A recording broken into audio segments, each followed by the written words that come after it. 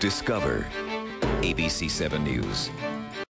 Closed captioning now on ABC7.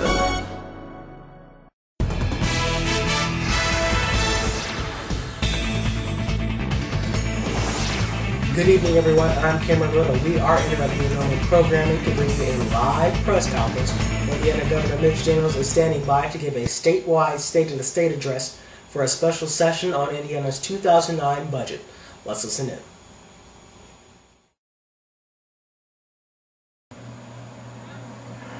Good evening, citizens and taxpayers. As you know, the legislature didn't pass a budget before they adjourned a month ago. That's okay, because the one they were working on assumed over $1 billion of revenue we clearly will never have. So it would have spent beyond our means, wiped out our state savings account, and forced a big tax increase. I'd have had to veto it, and we'd be right where we are today. To their credit, the legislative leadership quickly came up with a good plan for starting fresh, this time with a more believable estimate of how much money we really will have to work with. Despite the terrible national economy, Indiana remains in vastly better shape than most states and any of our neighbors. We have over $1 billion in reserves and a AAA credit rating. Everywhere else, any reserves are long gone. They're slashing education by as much as 10 to 15%. They're releasing convicts from prison early. And worst of all, when families are struggling, they're raising taxes. There's only one reason why we are so different, because we have held government spending down to the level of our income. But if we lose our sense of discipline now, in no time we'll look just like Michigan or Illinois or, heaven forbid, California. Since my first submission in January, state revenues have slipped even further, an unprecedented 8% below last year. When businesses don't make profits, when investors have losses, not gains, and people are out of work, earning less and spending less, tax payments plummet. It's not pleasant, but it's reality, so let's deal with it. I've modified further the tight budget I proposed 4 months ago, and here are the major points. Total state spending would be reduced by 2.5%. Many good ideas will just have to wait. Across state government, nothing, and I mean nothing, goes up. When your income drops by 8%, you can't increase your spending on anything. Here's a sample of the reductions we're prepared to make. Please note that we have already reduced per capita state spending substantially the last 4 years. There is only one exception. Public education, as well as student financial aid, would get a significant increase. Every school would receive more per student than it did this year. And if by some happy chance state revenues turn out better than projected, I'm proposing that one of every 2 extra dollars go automatically to our schools, with the rest going to our savings account. Let's hope it happens. These last couple years, Indiana schools have been among America's luckiest, fully funded through the downturn, while schools in other states were clobbered by massive cuts. Our goal is to keep it that way, although in times this tough, no sector has a right to demand business as usual. As always, I'm ready to compromise and cooperate with the legislature, up to a point. I'm willing to see us use about 1/4 of our surplus, leaving $1 billion in reserve, but not a penny less. $1 billion's a lot of money, but it's only about 26 days of state operations. If legislators want to spend more on some favorite cause, that's fine, as long as they offset it elsewhere. Add $1, cut $1. And of course, no gimmicks and no tax increases. Our legislature's done a good job of helping us live within our income these last few years, while other states spent themselves into catastrophe.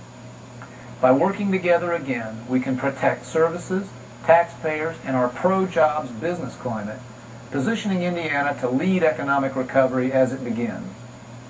You can help. If you're a taxpayer, ask your legislators to put the general public interest first and say no to the special interests who demand money we just don't have right now. When some lobbyist or legislator promises more spending on some favorite cause or project, ask him, which of my taxes are you proposing to raise, and why do you want to do that? Across America, people are asking how Indiana has kept its head above water while everyone else is drowning? It's because we're Hoosiers, of course. We have this quaint custom of not spending money we don't have. If we keep our common sense now, we'll get through this very tough patch and come out ahead of other states. Thanks and good night. Those were Governor Daniels' thoughts about the upcoming budget process. ABC7's Capitol Watchdog Norman Cox joins us live now with reaction.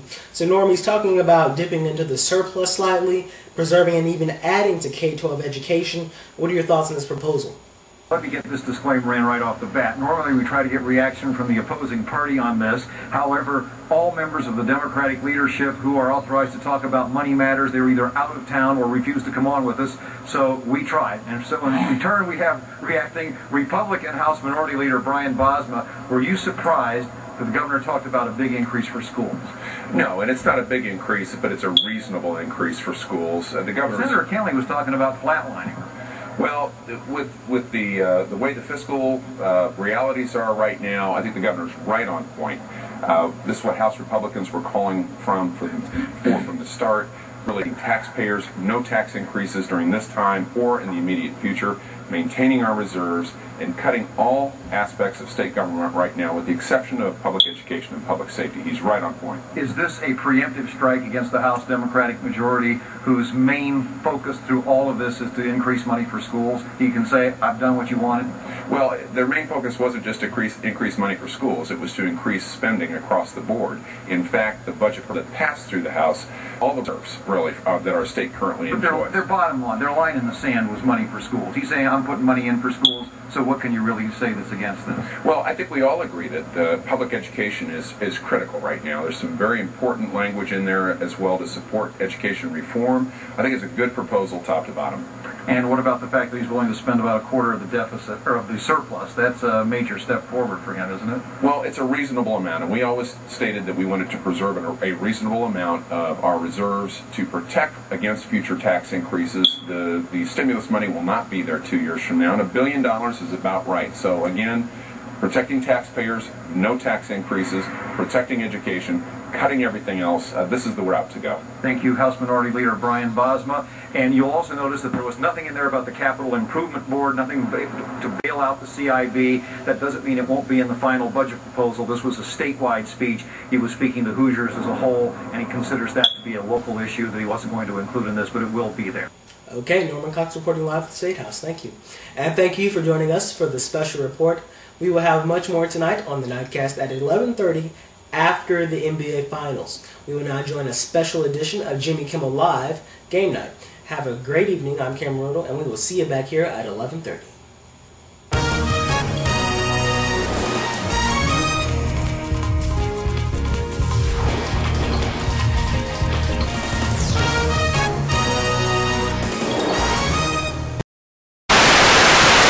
DTV is coming now, June 12th. Are you ready?